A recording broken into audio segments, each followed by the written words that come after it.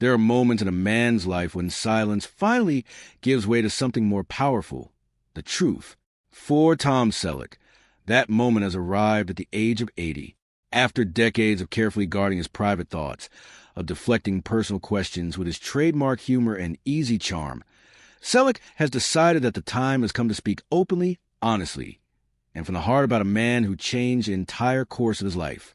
That man is James Garner, actor, icon, and the closest thing to a real-life hero that Tom Selleck ever had. To understand why this moment matters so deeply, you have to understand who Tom Selleck truly is beneath the mustache beyond the fame, and far removed from the glittering surface of Hollywood stardom.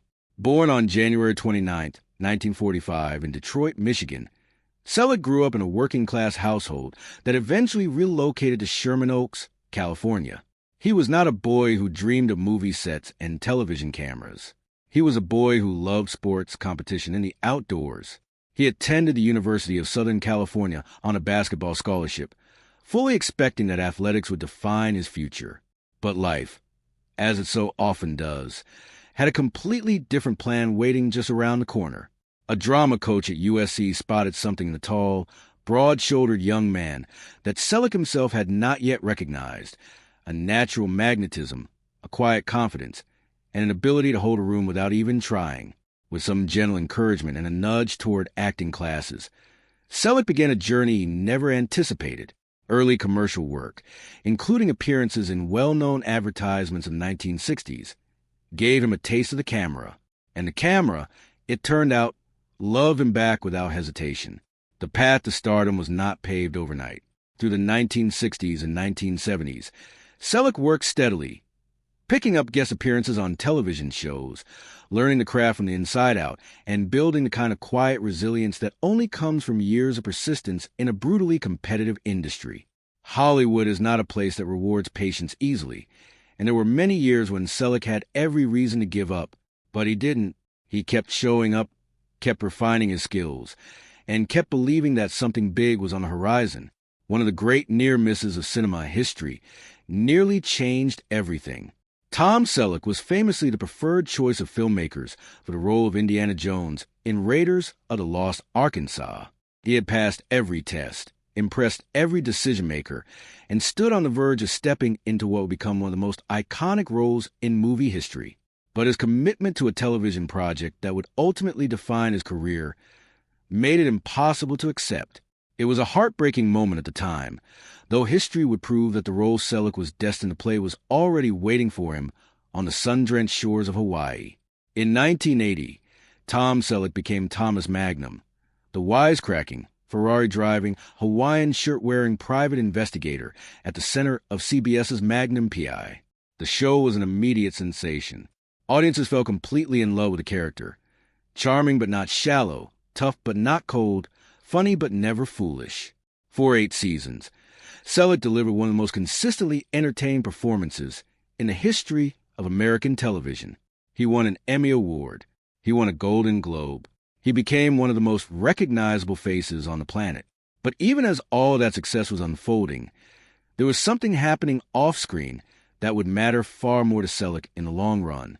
He was developing a friendship with James Garner that would shape the rest of his life. To fully appreciate what James Garner meant to Tom Selleck, you need to understand what Garner represented to an entire generation of Americans, and specifically what he meant to a young man growing up in Southern California during the 1950s. James Garner was not a traditional Hollywood hero. He didn't rely on brooding intensity or manufactured toughness. Instead, he brought something rarer and more valuable to the screen, a genuine, relaxed, effortlessly cool humanity that made every character he played feel completely real. Selleck watched Garner on Maverick as a young man and felt something click inside him. Here was a performer who made it look completely natural, who never seemed to be trying too hard, who carried wit and warmth in equal measure. For the boy from Sherman Oaks who would one day stand in front of cameras himself, Garner was not just entertainment. He was a blueprint. He was living proof that you could be a man of substance on screen without sacrificing your soul to get there. When fate eventually brought the two men together professionally, Selleck admits that he was genuinely nervous in a way that surprised even him. By the time they worked together, Selleck was already a massive star in his own right. He had nothing obvious to be nervous about.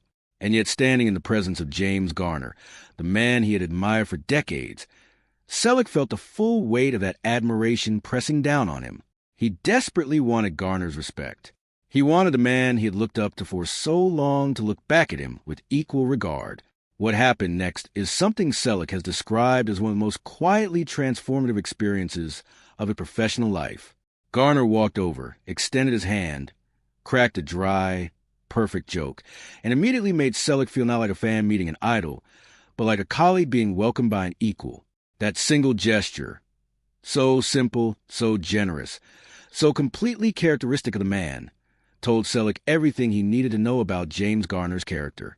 Over the years that followed, their friendship deepened in a way that only real friendships can, slowly, organically, build on shared laughter, mutual honesty, and a genuine respect that had nothing to do with fame or status. Selleck has been open in his admiration, but now, at 80, he wants to be even more specific about exactly what Garner gave him. The first and perhaps most important lesson was about how to treat people. James Garner was legendary on sets for one particular quality. He treated everyone exactly the same, from the director sitting in the biggest chair to the youngest production assistant running errands at 6 a.m. Garner gave every single person the same warmth, the same courtesy, and the same genuine interest. There was no hierarchy in his world, no pecking order based on credit size or salary. Selleck watched this closely and internalized it deeply. It became his own standard, one he has carried through every project, every set, and every interaction throughout his long career. The second lesson was harder to learn, but arguably more valuable. Garner taught Selleck how to survive fame without being consumed by it. Hollywood has a way of inflating egos to dangerous proportions, and the history of the industry is littered with talented people who mistook their public image for their actual identity. Garner, who had experienced enormous success followed by real professional frustrations, had earned perspective that no acting class could ever teach. He warned Selleck about the seductive dangers of ego, about the way that success can quietly hollow a person out if they're not paying close attention. He urged Selleck to keep his feet on solid ground, to remember where he came from, and to never let any role, any amount of money, or any degree of fame convince him that he was more important than the people around him. These were not abstract pieces of advice handed down from on high. They were the lived wisdom of a man who had walked the same path and come out the other side with his integrity intact. And Selleck listened with everything he had. But it is the personal dimension of Garner's influence that Selleck finds most difficult to put into words, and most important to finally say out loud. James Garner showed Tom Selleck that it was possible to be a great actor and a great man simultaneously. That sounds simple. In Hollywood, it is anything but. Garner's marriage to his wife Lois was one of the great love stories of the entertainment industry. Decades of genuine partnership, through all the chaos and pressure that the business brings, demonstrated to Selleck that choosing family over fame was not a weakness, but a profound kind of strength. When Selleck made a decision to prioritize his own marriage to Jill Mack and to be genuinely present for his daughter Hannah as she grew up on the California ranch, it was a decision informed in no small part by the example James Garner had set. Selleck has described Garner as someone who had a remarkable gift for perspective, for cutting to the noise of whatever crisis seemed overwhelming in the moment and finding the human truth at the center of it. On difficult days, when the weight of a long-running show and the relentless demands of public life felt genuinely crushing, Garner had a way of offering a story or a laugh that somehow made everything feel manageable again. He didn't minimize the difficulty. He just had an almost miraculous ability to remind the people around him that they were going to be okay. What Tom Selleck is finally ready to say clearly at 80 years of age is that his friendship with James Garner was not a professional connection that happened to turn personal. It was one of the defining relationships of his life. Full stop. The kind of friendship that changes how you see yourself, how you carry yourself, and who you aspire to be every single day. Garner passed away in July of 2014, and his death left a genuine void in Selleck's life that time has softened but never fully filled. There are things Selleck wishes he had said more explicitly when he had the chance. There are conversations he replays in his mind. There is gratitude that, even now, still searches for somewhere adequate to land. This is why speaking about it now, openly and without reservation, feels so necessary, not as a tribute or a memorial, though it is certainly both of those things, but as an act of honesty, the kind that James Garner himself always modeled, the kind that says, here's the truth, plainly spoken, because the truth is always worth saying. At 80, Tom Selleck sits with the full weight of a remarkable life behind him.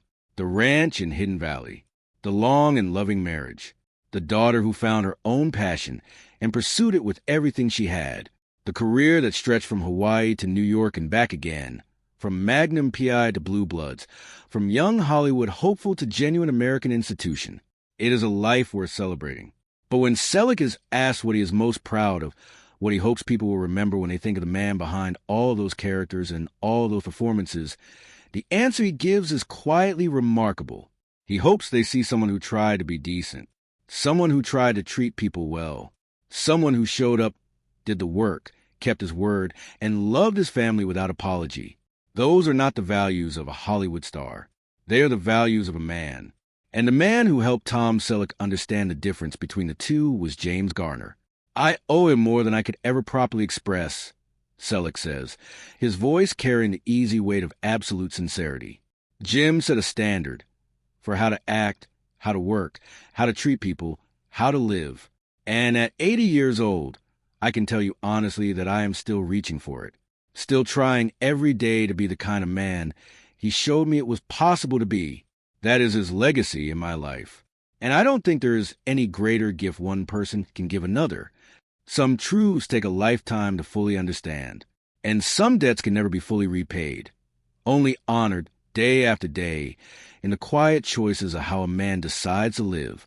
For Tom Selleck, that is exactly what he's been doing all along.